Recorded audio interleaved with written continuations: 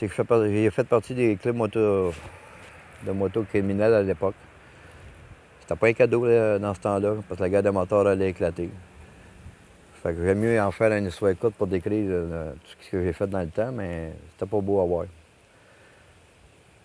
J'étais jeune, je me posais pas de questions sur la vie, j'avais tout le luxe que je pouvais avoir. J'avais une moto déjà à l'époque, j'avais des bicycles, j'avais tout ça d'affaires. Mais dans le monde criminel, on fait tellement d'argent qu'on en brûle l'argent. Mais quand la guerre des motards est déclarée, il s'est passé de quoi dans ma vie, dans le sens que je me posais des questions sur la vie, combien de temps qu'il me restait à vivre. C'est sûr, quand tu couches avec un fusil de calibre 12, c'est fatigant. Tu sais jamais combien de temps il va te rester de temps à vivre. Puis c'était assez raide. Le monde était raide. J'allais souvent à des enterrements, des funérailles. Plusieurs de mes chums qui sont décédés. Pas d'un cancer, là, mais ils se sont fait descendre, ça c'est moins drôle. Je me suis posé des questions sur la vie. Je croyais en Dieu à l'époque. À Dieu avec un point, par exemple. Ma religion était très simple. On crève, on s'en va au ciel, puis on bargaine avec Dieu. C'est pas tout à fait une religion, là, mais c'était ma croyance. Et quand on n'est pas sûr combien de temps il nous reste à vivre, et qu'on n'est pas malade, c'est fatigant. Ça nous empêche de dormir bien souvent. C'est une bonne journée, mais il demandait à Dieu bien des choses, mais il répondait jamais. Jusqu'à temps, j'ai eu des nouvelles de mon père. Mon père, c'était mon idole à l'époque. Dans le sens que c'était un motard, lui, avec. Fait que je passais un bon temps avec. On fumait notre joint ensemble, on courait les femmes ensemble, tout le kit. Puis c'était plaisant, là, tu sais. Mais, mon père avait changé. Quand j'ai su ça, ça m'a fatigué. Parce que mon père, il vivait pas dans la région de Montréal comme moi. Il vivait à l'Ontario à l'époque. Fait que ça me fatiguait. J'ai décidé de monter en Ontario. Il a fait 800 km pour aller le rencontrer, pour savoir si c'est vrai qu'il avait changé sa vie, puis qu'il lisait la Bible. On m'a entendu dire qu'il lisait la Bible. Ça, c'était fatigant pour moi.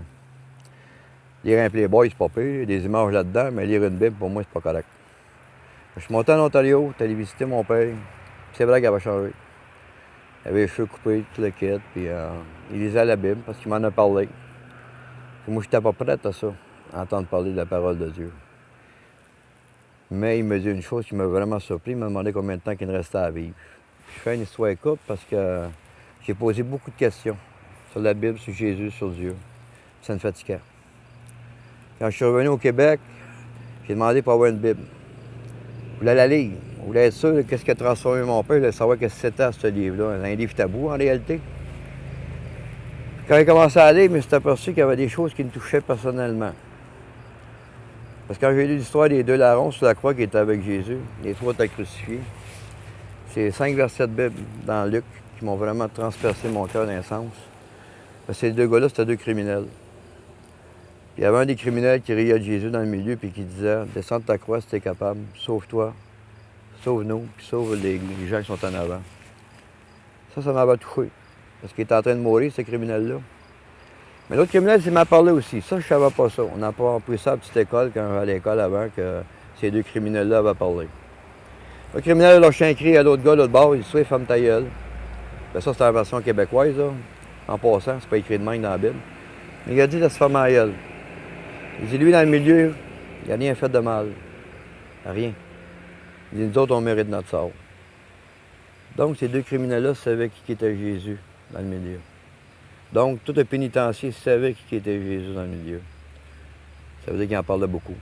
Ce Jésus-là a fait beaucoup de ravages avec ses paroles d'amour, de bienfaisance, et d'aider le peuple. Parce qu'il a dit sur la croix. Bien, imaginez-vous que ce criminel-là pourrait dire dans l'eau de se fermer la bouche. Jésus a répondu aussi à ce gars-là. Parce que ce criminel-là a demandé à Jésus, « Seigneur, veux-tu que tu penseras à moi quand tu seras dans ton paradis? » Ça m'a touché. C'est un gars qui est condamné à mort. Il n'a pas eu de repentance, là. Il demande sur la croix. À la dernière minute, il est en train de crever. « Seigneur, veux-tu que tu penseras à moi quand tu seras dans ton paradis? » Mais Jésus a répondu à ce gars-là, « Ce soir même, tu seras avec moi. Ce soir même, tu seras avec moi. » Ça, là, moi, il est capoté. Yes! Un des premiers qui a monté au ciel, c'était un motard. Je suis bien d'accord, au ciel, le motard, ça change. Il n'y a plus du ce nom-là. Mais pour moi, c'était un motard, c'était un criminel sur la croix. C'était bien que je chauffais des chameaux là, dans ce temps-là, qui étaient chromés, mais pour moi, c'est un criminel. C'est ça qui a changé ma vie. C'est que Dieu peut pardonner toutes choses. Toutes choses. Parce que ces gars-là avaient sûrement tué pour être condamnés à mort sur la croix. Tuer des Romains à l'époque qui étaient le gouvernement. Mais ils avaient tué. Dieu peut le faire aussi avec vous autres. Ça, c'est sûr. Avec toi. C'est qui m'a posé la question tantôt, il peut le faire avec toi. Si Dieu a réussi à me pardonner à moi, un criminel, un motard, si on peut dire, il est capable de le faire avec tout le monde. C'est ça qu'on annonce sur la route aujourd'hui. Le Club Maranatha, le club que je dirige, c'est une quarantaine de gars et de filles qui vont partout sur les routes du Québec, qui vont annoncer le même message que 2000 ans. Il y a 2000 ans, il y avait 12 apôtres qui se promenaient en sandales. Nous, on le fait avec des tailleurs, avec nos motos. On annonce le même message de monde. Chacun, tout le monde croit que Dieu existe. Et qu'il existe dans ton cœur, tu peux changer n'importe qui. Ça, c'est pas tout le monde, par exemple. Il peut le faire. Il l'a fait avec moi, il peut le faire avec toi aussi. C'est sûr, sûr, sûr, sûr. C'est ça qui est mon témoignage. C'est ça qui est ma vie. En si peu de mots, je pourrais vous en parler pendant des heures. Mais sachez une chose, c'est que Dieu existe. Dieu nous regarde, pas rien qu'à la télévision. Il nous regarde tous les jours, qu'est-ce qu'on fait.